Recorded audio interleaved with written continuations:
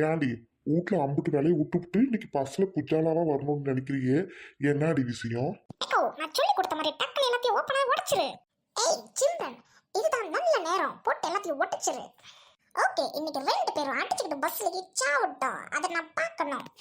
ஏய் ரோட்டன், இதெல்லாம் ஒரு பொழப்புன்னு இன்னுமா நீ அலையிற? நீ சாவ வேண்டியதானே? ஏய் பரட்ட வாயை முட்டிக்கிட்டு உட்காரடி. உனக்கு என்னடி? புருஷ முட்டிட்டு சண்டை அடிச்சா எனக்கு ரொம்ப பிடிக்கும் படி. ஏய் உனக்கு வெக்கமாவே இல்லையா? இரு அந்த அக்கா கிட்ட போய் சொல்லுறேன். ஏய் ஹைடி, உனக்கு அந்த புத்திட்டு உட்காரடி. அவங்கள்ட்ட நான் நல்லதுக்கு தான் சொல்லி கொடுத்துருக்கேன்.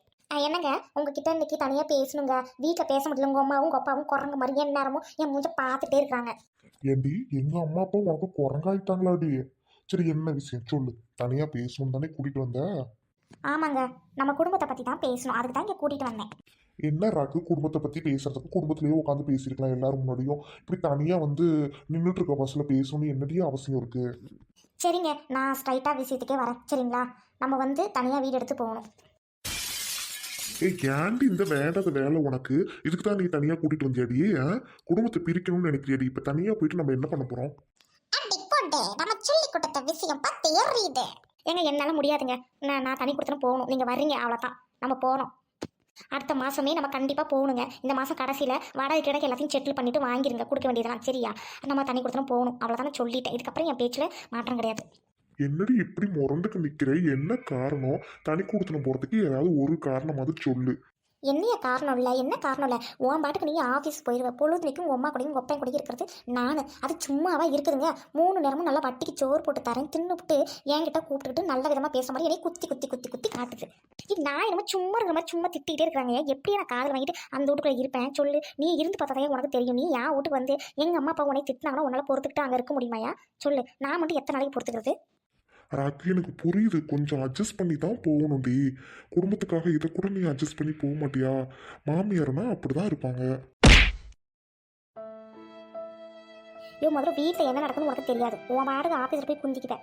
இங்கே என்ன நடக்குதுன்னு எனக்கும் தெரியும். பொண்ணுல மொக்கிற ஈ மாதிரி உங்கள் அம்மாவும் உங்கள் அப்பாவும் பொழுதுனைக்கு என்னை போயிட்டு மொய்னு மொச்சிக்கிட்டே இருக்கிறாங்க. ஏய், எல்லாம் குடும்பத்துல இருக்க தாண்டி செய்யும். அதெல்லாம் அனுசரிச்சு வரதான் பொம்பளை. ஏன் அனுசரிக்கணும்? எதுக்கு அனுசரிக்கணும்? அனுசரிச்சதெல்லாம் போதும் சரியா? தனி கொடுத்தனும் போறோம் புள்ளைய தூக்கிட்டு. ஏன் நான் என்ன சொல்ல வரேன்னு கேளுமா சிம்ரன். நீ பாட்டுக்கு புள்ளைய தூக்கிட்டு போயிட்ட அப்படின்னா நானும் உன் பின்னாடி வரணும். எங்கள் அம்மா அப்பா உன் பேச்சை கேட்டுக்கிட்டு நான் வந்துட்டேன்னு சொல்லுவாங்க.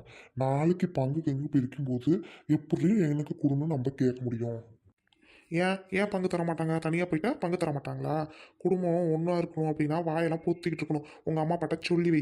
சும்மா சும்மா என்னையவே நோண்டிட்டு இருந்தாங்கன்னா நான் இப்படி அவங்களுக்கு சோறாக்கி போட்டுட்ருக்கிறது? தனியாக தான் போகிறோம். ம். ஐயோ, காலையில் நீ படுத்து ஆஃபீஸுக்கு போறியா? போகிறதுக்கு முன்னாடி காலைல டிஃபன் உனக்கு செஞ்சு தரேன்ல, நல்லா கொட்டிக்கிட்டு தானே போகிறேன். மதியம் கொட்டிக்கிறதுக்கு எடுத்துகிட்டு போகிறேன். அதுக்கப்புறம் பிள்ளைங்க நான் கொண்டுட்டு போய் ஸ்கூலில் விட்றேன். நீ எடுத்துகிட்டு போய் விட்டுட்டு போறியா? போகிற வழியில் தான் உன் ஆஃபீஸ். விட்டுட்டும் போக மாட்டேன் பிள்ளைங்கள. நான் கூட்டிகிட்டு போய் விட்டுட்டு வரேன்.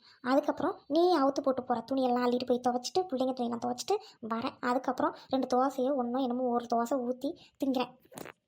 அவ்வளோதான். அதுக்கப்புறம் உங்கள் அம்மா உங்கள் அப்பாவுக்கு அந்த சுகர் இருக்கிறனால அது தரக்கூடாது இது தரக்கூடாது அப்படின்ட்டு அதுங்களுக்கு பெசல்லாம் அந்த கஞ்சி கிஞ்சி வச்சு தரேன்.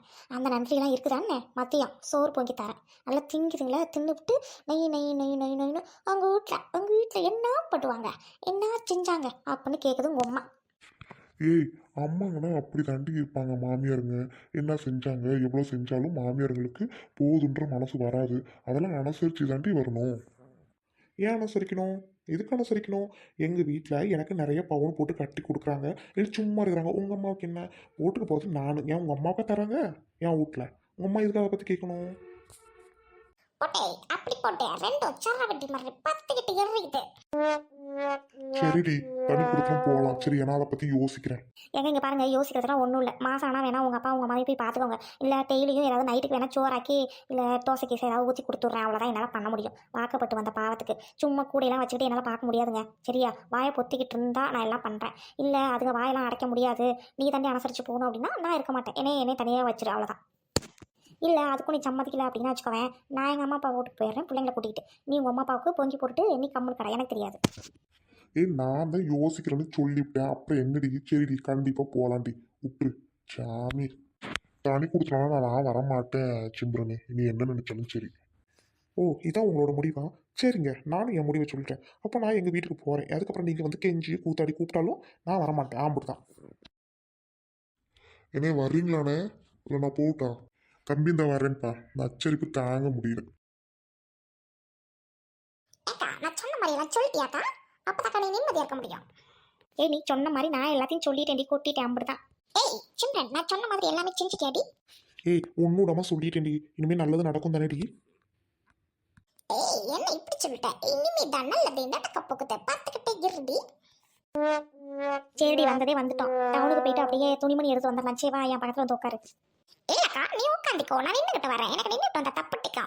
ஐயோ இந்த சைக்கோவா? ஏ ஹைடி உனக்கு ஞாபகம் இருக்காடி? இந்த ஆள் தானே நம்ம ரோட்ல பொண்ணு கேட்டு வந்தா பைத்தியக்காரன். பஸ்ல எங்க வரான் தனியா வேற விட்டுருக்காங்க அவனை.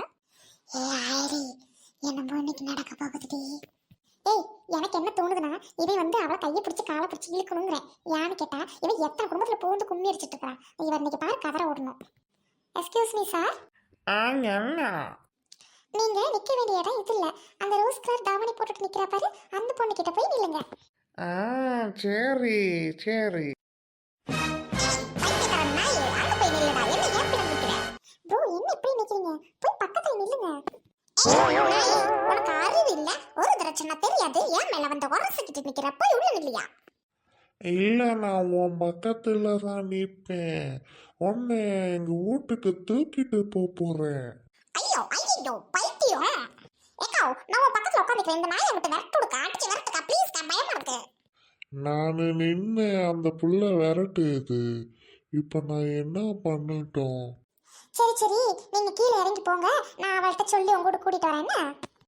கூட்டிக்கிட்டு வந்துடுவீங்கல்ல? கூட்டிக்கிட்டு வாங்க. நான் எங்கள் வீட்டில் போயிட்டு எங்கள் அம்மா கிட்ட சொல்லி எங்கள் அண்ணிட்டெல்லாம் சொல்லி வைக்கிறேன். கூட்டிக்கிட்டு வாங்க. ஏ பாத்து இந்த லூச. ஏய் பாவண்டி நம்ம ரோட்டனி என்ன இருந்தாலும். ஏய் சும்மாடி. ஏடி இதுக்கு இந்த கவர் கவர்னியா? அன்னைக்கு பொண்ணு கேட்டு வந்தாலும் ஒரு பைத்தியக்கார பையன், அது இந்த பைத்தியக்கார நாய் தாண்டி. ஏய் கிளவி என்ன சொல்ற? இருமனா இந்த பைத்தியக்காரனா? நல்ல வேலை நான் தான் பொண்ணு, நான் உனக்கு தெரியுமா? தெரிஞ்சிருந்தா இன்னும் என்னை தூக்கிட்டு போட்டுருப்பான். ஆமாண்டி இந்த பைத்தியக்காரன் தான் அன்னைக்கு உடனே பொண்ணு கேட்டு வந்தான். அவங்க அண்ணி அவங்க அண்ணனோட நாங்க தான் திருப்பி அனுப்பிச்சிட்டோம் லூசுன்னு நினைச்சுக்கிட்டு. ஏய் லூசு நினைச்சிட்டு இல்ல கிளவி, அவன் லூசு தான். நல்ல வேலை அவனை நான் பார்க்கல அன்னைக்கு. அவனை என்ன பார்க்கல, பார்த்துருந்தானே இன்னைக்கு என்ன முடிய பிடிச்சி தர தரன்னு இழுத்துட்டு வீட்டுக்கே கூட்டிட்டு போயிருந்திருப்பான். எப்பா தப்பிச்சிட்டேன். இந்த பிளான் நீ என்ன ரொம்ப அழகா இருக்கிறியாப்போ? அந்த ரூஸை கட்டிக்கிட்டு அவன் கூட போய் தங்கி வாழு. ஏய் சிம்ரன் ஒழுங்க மரியாதை யாரு? ஏய் இனிமே நான் உங்க கூட எல்லாம் சேர மாட்டேன், போகட்டி. ஏக்கா நான் ஒன்று சொன்னா தப்பா எடுத்துக்காதீங்க. ரோட்டன்னு உங்க குடும்பத்துக்குள்ளார பூந்து சண்டை அடிக்கணும்னு நினைச்சா அதே மாதிரி கொளுத்தி போட்டா. நீங்களும் உங்க வீட்டுக்காரர்கிட்ட போயிட்டு சண்டை அடிக்கிறீங்களே, இது நல்லாவா இருக்கு? வயசுல மூத்தவங்க நீங்க. ஏய் என்னடி சொல்ற? இந்த பிளான் நீ சொல்றதெல்லாம் நிஜமா? ஏய் நான் சொல்றது நிஜம்தான் சிம்ரனு. அவ என்ன சும்மா சொன்னா உங்ககிட்ட வந்து போட்டு கொடுத்துட்டு நான் கொளுத்தி போட்டதெல்லாம் பத்து எரியுது, ஐயா ஜாலியா இருக்கு அப்படின்னு சொன்னான். அதை புரிஞ்சுக்காம நீங்க புருஷன்கிட்ட போயிட்டு நல்லா பாத்துக்கிற புருஷரை கிடைச்சிருக்காங்க, அவங்க கிட்ட போய் சாண்டை அடிச்சிருக்கீங்க. ஐயோ என் புருஷன்கிட்ட நான் வேற தப்பா பேசிட்டேனே. ஐயோ அந்த ஆளு வேற மனசு கஷ்டப்பட்டிருக்கோம். இவ பேச்சை கேட்டுக்கிட்டு இவளுக்கு நம்ம என்ன நல்லது நினைச்சாலும் இவன் நமக்கு கெட்டது தாண்டி நினைக்கிறேன் அந்த ரோட்டனு. ஏக்கா இந்த ரோட்டன் இருக்கல்லக்கா, அவ வந்து ஒரு உடம்புல ஊறுது சாக்கடை தண்ணிக்கா, ரத்தமே கிடையாது. எவ்வளோ நல்லது நினைச்சாலும் நம்மளை வந்து சாக்கடையில் தள்ளி விட தான் நினைப்பான். அதுதான் நம்ம ரோட்டனு. ஓகே விடுங்கக்கா, இனிமே ரோட்டன் பேச்சை கேட்டுட்டு குடும்பத்தாரங்களை பகச்சிக்காதீங்க. என்ன நாளைக்கு என்ன இருந்தாலும் அவங்க தான் உங்க கூட வந்து நிற்பாங்க. நீங்களும் அதே மாதிரி இருங்க.